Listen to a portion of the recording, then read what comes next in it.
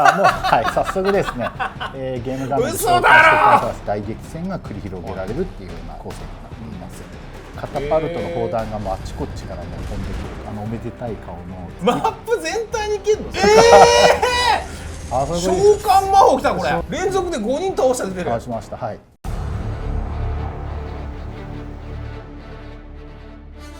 皆さん、ウォーランダー楽しんでますか？というわけで今回もウォーランダーチャンネルやっていきたいと思います。 MC の山野智蔵です。どうぞよろしくお願いいたします。さてこのチャンネルは基本プレイ無料のオンラインマルチプレイヤーゲームウォーランダーのゲーム内とリアルのイベントアップデート情報や初心者からコアプレイヤー向けの Tips などをご紹介しております。今回もウォーランダーディレクターのタクさんとともにお届けしたいと思います。よろしくお願いします。よろしくお願いします。ということで今回もシーズン6の情報を武さんにお届けいただけるということで、今回は何やりましょうか？前回以上に今回の方がね、本当はお見せしたい情報盛りだくさんですので、本当に楽しんでもらえるんじゃないかなと思います。どこからいきます？そうですね、今回新モード新モードを追加する予定になっております。新モードといってもですね、まず今回は実験的な実装になるんですけれども、もしなんかすごく面白かったら、本格的なモードとしてさらに拡張していきたいなというふうに思っております。そのモードの名前はズバリ巨大2チーム対戦なんだ巨大2チーム対戦、はい、なんかウォーランダーってすでに1試合40人20対20のバトルなんですけれども、なんとですね同時96人参加の2チーム対戦が楽しめるようになります。なるほど。ということは48と48対48です、ね、なるほど、倍以上になる。どこ行っても味方だらけ敵だらけのもう本当に大軍と大軍が激突する、2チーム対戦が楽しめるようになります。今でも結構わちゃわちゃ感ありますけどね、ウォーランダー、そうですね、本当に空前のわちゃわちゃ感が楽しめるんじゃないかな。ちょっと楽しみですよ。それ今日見れるんですか？そうですね、今から、お見せしたいと思います。楽しみ、はい、じゃあもう、はい、早速ですね、ゲーム画面で紹介してください。嘘だろ、多すぎる。役割選択すごいことになってますね。なんかウォーランダー知ってる人間からするとギャグかなって思うぐらい部隊いますね。そうですね、もう防衛も遊撃部隊もうじゃうじゃいるっていう。444 12スクワッドいますね、1チーム、はい、ものすごい大軍になります。1プレイヤーの活躍よりやっぱり軍としてですね、どういったところに戦力を集中させていくかとか、戦略的なところがより大事になります。お城もね結構ね広くなってるんですけれども、そもそもそのお城の中でも同時に一斉に48人が城からスタートすることになるので、非常に賑やかなスタートになります。なんか何がすごいかっていうとですね、これがちゃんと普通にゲーム内で動いてるってことかなと思います。確かにそうですよね。他のゲームだとね、結構ここで勝利落ちがひどくて遊べなくなるかなと思うんですけれども、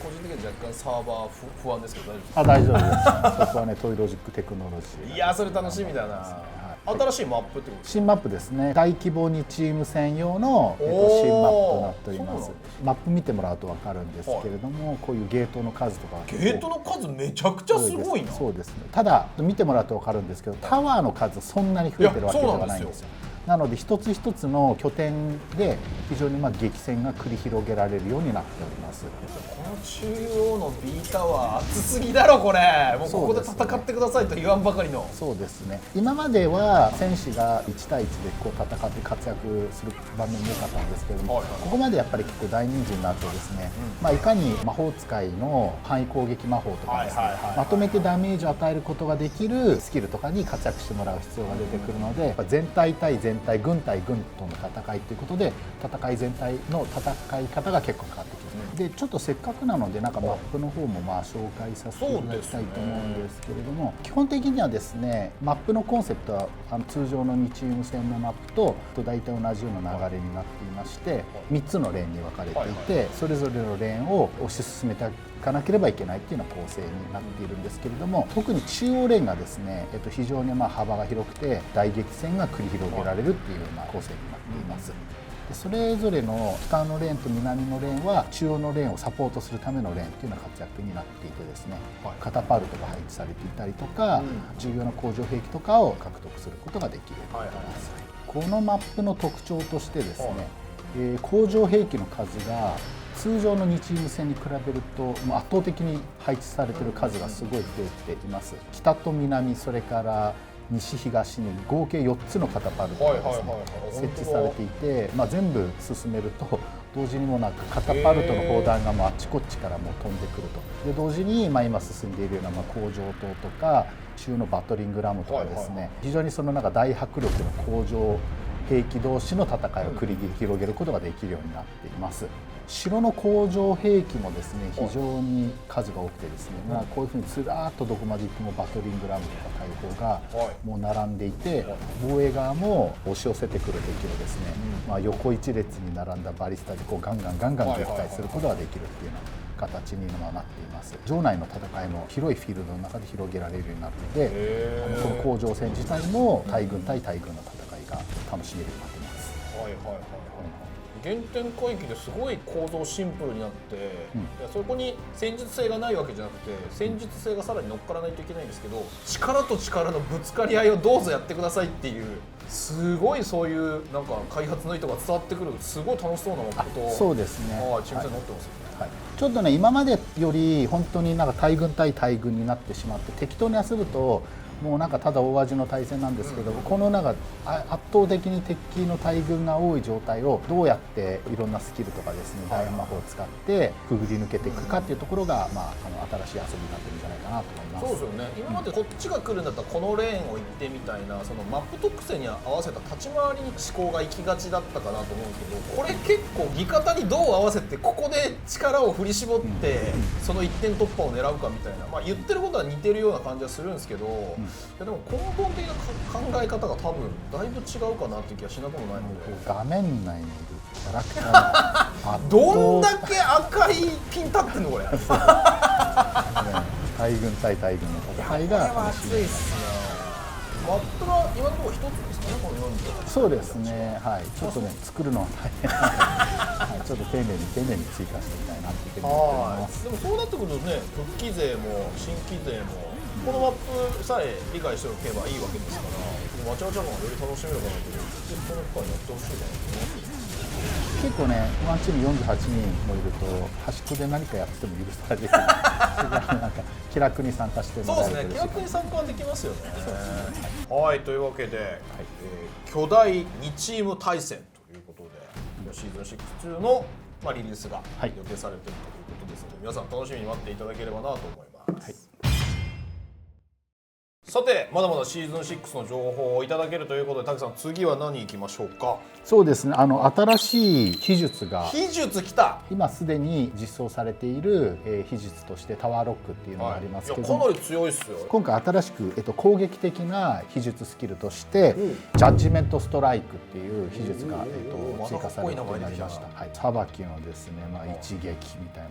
ので、ちょっと強そうな名前なんですけど、そうですね、こう聞くと大魔法と差別化どうされてるのかっていうのはちょっと気になりますけどね、攻撃的。そうですね、一体ね、どんな内容なのか実際画面の中で紹介していきたいと思います。ちょっと今ジャッジメントストライクを手に入れた状態になっております。なんとなくキラキラした分かりますかね、顔なんですけれども、顔なんですよ。目と口がついているおめでたい顔のキャラクターがいるんですけど、名前とアイコンから全く何が出てくるか想像できないです。私もねちょっと何が起こるか想像。ジャッジメントストライク、なんとここで落っことす場所ちょっと待ってくれ、選ぶことができます。マップ全体にいけるのそれ。そうなんです。衛生兵器的なもんだと思って。あ、ちょっとマジですか。騙されてまた来たそれだってどっからでも狙えるじゃないですか。そうなんですよ。でちょっとあそこのポイントにいるこの3人やっつけたいという時にこれ選んでポチっていくとですね、なんと空にですね巨大なあそこに召喚魔法来た。これ巨大な顔でちょうどあそこにですね衛星砲みたいな巨大レーザービームを撃ってくれるっていう、ちょっとねもう一回ちょっと使ってみたいと思います。そうですね、このね秘術のいいところはですね、何がいいかというと自分はもうちょっと安全地帯から撃つことができるんです。発動がかなりほぼ角ぐらいでできる。ほぼ角です。ただちょっとね敵の城にこうやって直接撃ち込むことはできないようになっております。ここら辺こういう援護攻撃したいなっていうところ行ってやるとですね、見えるんですかこうやって現れて、いたいたいで向こうの方にレーザー攻撃があ、なるほど、自分の上には来る。ピーってうわうわうわうわ、そうです。うわうわうわうわ、はい。連続で5人倒した出てる。倒しました。はい。大魔法のように広範囲のエリアを制圧することはできないんですね。本当にこう集中した一点だけを攻撃することができるっていうスキルになってます。あと対物破壊はですね、効果はあるんですけど、そんなめちゃくちゃ強いわけじゃないです。砦とか燃やすことはできるんですけれども、なんかメテオとか竜巻みたいな、なんか一発で次々となぎ払うほどの破壊力はないんですけれども、もうここが今、どうしても制圧したいっていう一点に対してですね、このスキルをピンポイントで使うことによって戦局を有利に変えることができるっていう新しい技術になります。なるほどね、はい、結構理不尽な、はい、技術なんですけど、はい、受ける側はどこまで回避できるものなの？こうやって選んで落とすと、なんですか、こうなんかね、やってきたからちょっと予兆のビームが細いのが出てた。これが出てる間に逃げることができるので、なるほどなるほど、まあ、なんかいきなりこう理不尽に殺されるってことはないです。飛来してくる時間と予兆のビームが落ちてくる時間まで、十分時間がありますので、その間に逃げることができる。メテオとか竜巻のようにもうなんかそのエリアにいたら諦めざるを得ないみたいな、そこまで強力な内容ではないです。ただ何がいいかというとですね、やっぱ安全な状態からもうゆっくりとですね、ターゲットを選んで落とすことができるというところが結構強力ですね。そうですよね。だから自分が全然違うレーンにいても味方は支援できるわけですから、結構戦術的な使い方としては幅が広い感じがするので、はい、ちょっと膠着していてここの兵器破壊してほしいなとか、ここの砦の扉破壊するのを支援してほしいなとか、そういった時に使うことができます。こうきっかけになりそうなそうですね技術でありますよね。そうですね。もうタワーロックとは随分コンセプトが違うので、いやこれちょっとタワーロックを含めて使いこなせると技術はだいぶ戦局に影響を大きく与えそうですもんね。